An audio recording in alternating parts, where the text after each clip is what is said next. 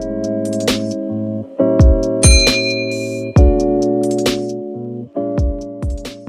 semua, balik lagi sama gue Maria Jessica di Tutor Aja Online Course. Di video kali ini, gue masih akan membahas tentang mata kuliah Managerial Accounting, materi operating budget, tapi hanya bagian DM, DL, dan FOH budget.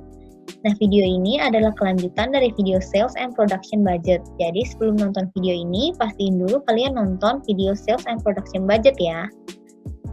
Referensi yang gue pakai masih sama, yaitu buku Managerial Accounting by Hansen & Mowen edisi ke-8.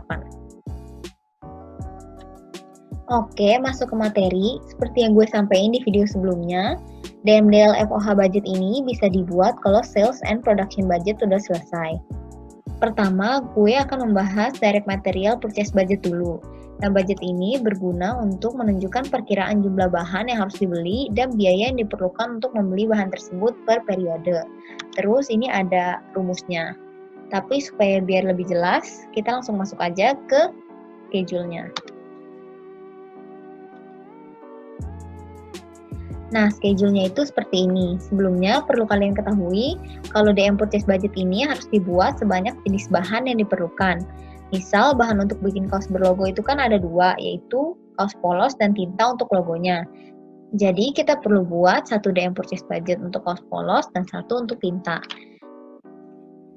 Oke, kita mulai isi baris pertama. Unit to be produced ini kita ambil dari schedule 2. Karena untuk nentuin berapa bahan yang perlu dibeli, pastinya kita juga harus tahu berapa unit produk yang mau diproduksi. Nah, ini schedule 2. Jadi kita ambil aja unit to be produced-nya yang di bold, terus kita pindahin. Terus, direct material per unitnya itu dikali 1, karena untuk 1 kaos berlogo cuma perlu 1 kaos polos, jadi kita kali 1. Nah, dapatlah jumlah kaos polos yang diperlukan untuk produksi. Nah, tapi tunggu dulu, karena di soal itu diketahui kan perusahaan mau ada ending inventory sebesar 10% dari production need quarter selanjutnya. Jadi, untuk quarter 1, production needs-nya perlu kita tambahkan dengan 126 unit.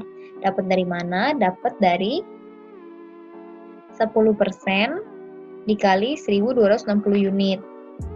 Jadi jumlah kaos polos yang benar-benar dibutuhkan untuk produksi yaitu 1186 unit. Dapat dari 1060 ditambah dengan 126. Untuk kuartal selanjutnya juga seperti itu.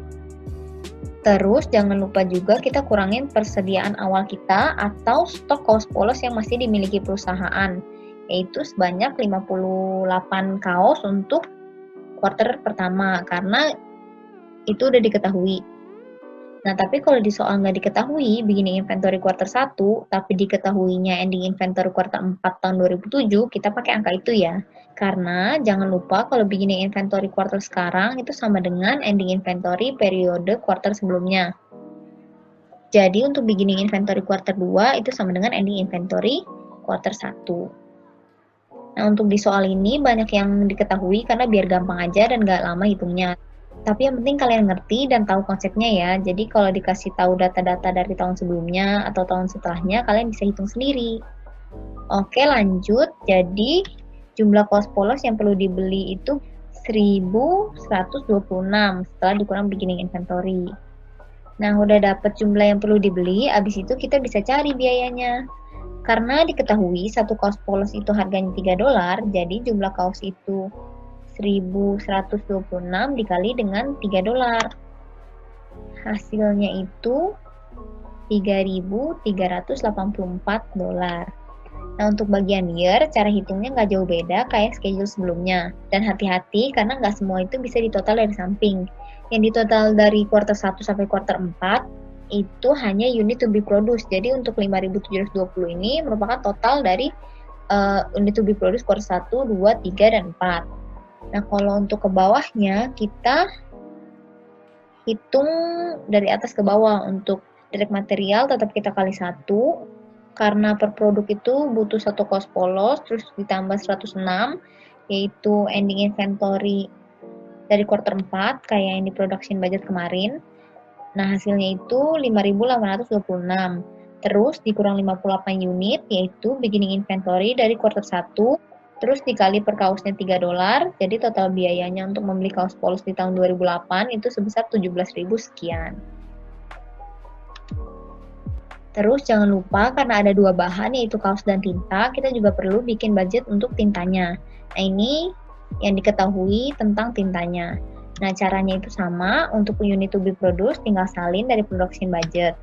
Terus karena diketahui per kaos itu butuh 5 ounce tinta untuk logonya, jadi kita kali 5. Terus ditambah ending inventory dari 10% dikali 6.300, jadi untuk kuartal pertama itu 630. Lalu dikurang beginning inventory sebesar 390 untuk kuartal 1, seperti yang dikasih tahu di soal, dan 630 untuk kuartal 2, yaitu dari ending inventory kuartal 1. Terus karena per ounce-nya itu diketahui seharga $0,2, jadi kita kaliin deh dengan 0,2 buat dapetin biaya yang perlu dikeluarkan untuk membeli tinta. Nah, udah dapet biaya kaos dan tinta, tinggal kita jumlahin deh untuk hitung biaya DM keseluruhan. Next, direct labor budget. Budget ini berguna untuk menunjukkan berapa besar DLH atau jam tenaga kerja yang diperlukan. Nah, ini susunan schedule-nya. Baris pertama sama kayak direct material purchase budget, yaitu unit to be produced yang angkanya dapat dari production budget. Baris kedua itu jam kerja yang dibutuhkan per kaos berlogo. Nah, kita lihat, diketahui di soal itu perusahaan membuatnya per batch. Nah, satu batch itu menghasilkan 100 kaos berlogo, dan per 100 kaos berlogo itu membutuhkan 12 jam DLH. Jadi, untuk hitung jam kerja per satu kaos berlogo, caranya itu tinggal 12 jam dibagi dengan 100. Dapatlah 0,12 jam per kaos. Nah, 0,12 jam itu dikali dengan kaos yang perlu diproduksi untuk mendapatkan total jam kerja yang diperlukan per quarter. Terus, untuk cari biayanya atau total direct labor cost, tinggal kita kaliin dengan tarif upah per jam yang diketahui di soal, yaitu sebesar $10 per jam. Jadi dapatlah total direct labor cost sebesar sekian. Terakhir adalah overhead budget. Nah, fungsinya itu untuk menunjukkan perkiraan biaya-biaya tidak langsung atau indirect cost.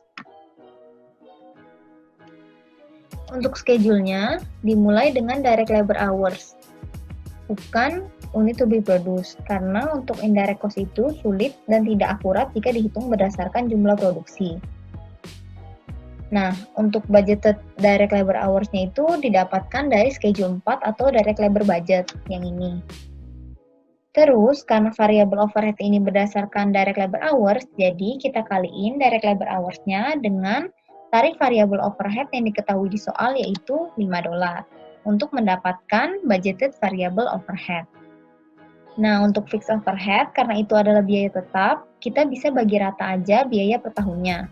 Jadi, 6.580 yang diketahui di soal dibagi dengan 4 karena setahun ada 4 quarter. Hasilnya itu sebesar 1.645 per quarter. Jadi, tinggal kita tambahin aja biaya overhead fix dan variabel untuk mendapatkan biaya overhead total per periode atau per quarternya. Oke, selesai deh untuk DM, DL, dan FOH budget. That's all for today's video. Nama gue Maria Jessica. Thank you so much for watching this video. Kalau kalian suka video ini dan penasaran sama video-video lainnya, jangan lupa like, comment, dan subscribe karena ada banyak video menarik lain. See you on our next video.